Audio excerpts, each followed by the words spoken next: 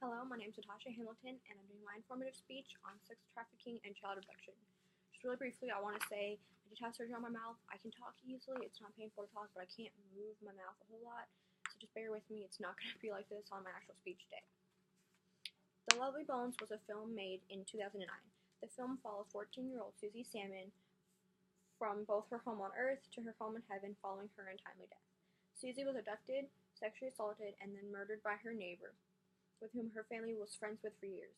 Susie made a lot of mistakes that the film hoped would speak to the audience that they could all learn from. The first one being that Susie followed her perpetrator in an enclosed space when they were both alone. Second, she wasn't where she was supposed to be at the time she was supposed to be, and she did take a different way home, so she didn't follow her routine, and her family had no way of knowing where she was at that point in time. What's scary about the film is that although it takes place in the 70s, events like these happen today. I first off wanted to talk about what those two things are because they are pretty scary and intimidating subjects that not many people even talk about. Child abduction is a serious event that can lead to other things like sex trafficking. Those two things go hand in hand, which is really scary. It has been reported that every 40 seconds a child is abducted in the United States. So I did just wanted to start my timer on my phone for 40 seconds just so we can get a little bit of an idea of what that really feels like, because it's not much time at all. It has also been reported that on average 33 children were abducted by non-family members, unfortunately most of whom were sexually assaulted before being rescued or running away. And over 1,000 children daily were named runaways or throwaways. And if you don't know, throwaways are those children who are forced out of their homes with no means of supporting themselves afterwards. This can lead the child into the hands of sex trafficking. And that's pretty scary because a lot of times family members are the biggest perpetrator behind these events. Sex trafficking is also a form of modern-day slavery, which kind of sounds intimidating and kind of sounds scary, but it's honestly very true. And I just wanted to stop my timer right here because it's been 40 seconds, so it doesn't really feel like a lot, but it does. I mean, these are things that happen every day.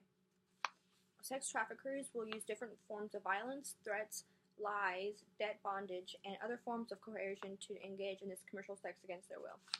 They can tell you that your family's in danger. They can tell you that you'll die if you don't do it, that you'll lose money, that they'll steal from you, different things to convince you to do these things against their will. So it may feel like it's a choice, but it's really not.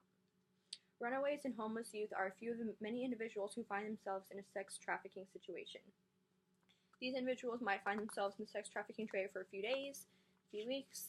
Many find themselves in the situation for a few years. What many of today's youth and young adults falsely believe is the "it'll never happen to me" statement, which we can all believe because we feel safe, because we feel like we're in the best situation, but in all actuality, none of us are any different than these victims. There are 2 attempted child kidnappings in Glendale, and that's not very far. It shook the area and gave realization to its people that it really can happen to me. In one situation, the kidnapper approached a young girl and said something along the effects of, "You're so cute." And honestly, in any situation, if an adult is willing to approach a young child in their car, you obviously should know that's another red flag. Second situation was a case where a boy was temporarily abducted on his way home from school.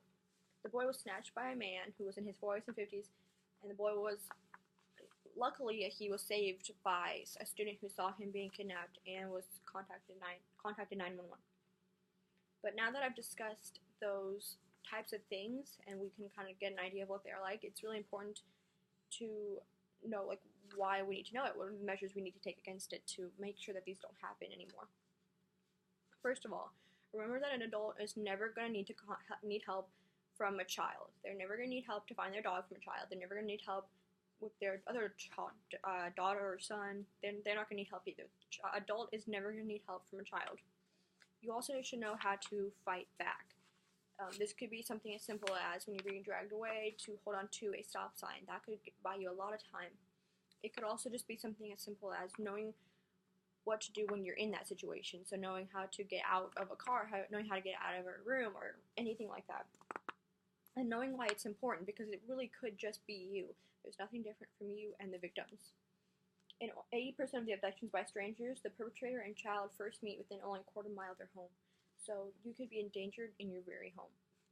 Acquaintance kidnapping has a large percentage of female and teenage victims.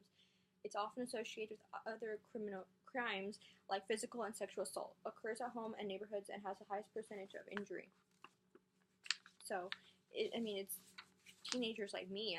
Kids like me. It's not hard for that to happen. Sex trafficking and child abduction are terrible events that occur daily and impact lives immensely. Lives are lost and families are torn apart, and yet so little is talked about. No one really talks about it anymore. No one really draws light to it because it is such a hard light to shed light to shed. It's such a hard event to shed light on. Knowing a little leads to doing a lot. So just knowing what the situation is, knowing what those two things entail, knowing what you can do against them, and knowing why they're important, that's enough to stop these things from happening. And so again, that's my name is Natasha Hamilton. That's my informative speech.